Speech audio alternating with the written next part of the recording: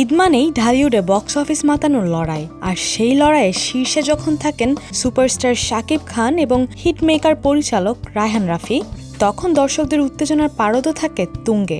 গতবার তুফান দিয়ে ঝড় তুলেছিলেন, আর এবার সেই ঝড়ের মাত্রা বহু গুণে বাড়িয়ে তাণ্ডব নিয়ে হাজির হচ্ছেন।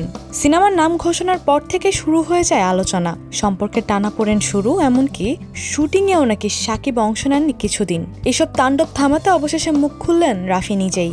শনিবার শাকিব খানের সঙ্গে তোলা একটি ছবি পোস্ট করে রাফি লিখেন, আমরা একসাথে যা করতে পারি একা তা কখনোই সম্ভব নয়, আমরা আগের চেয়েও শক্তিশালী।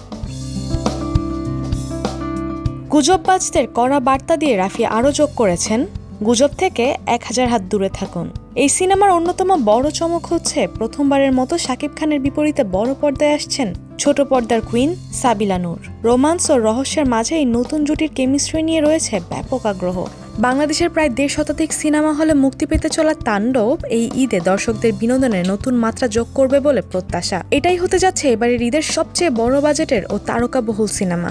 রাফি ইতিমধ্যে জানিয়েছেন, ডাবিং শেষ, চলছে ফাইনাল এডিট। খুব শিগগিরই সিনেমাটি যাবে সেন্সর বোর্ডে। তুফানের পর তাণ্ডব, এই জুটির প্রত্যাবর্তন কি আবারও রেকর্ড গড়বে? উত্তরের জন্য দর্শকদের আর বেশি দিন অপেক্ষা করতে হবে না। এই ঈদেই দেখা যাবে তাণ্ডব কতটা ঝড় তোলে।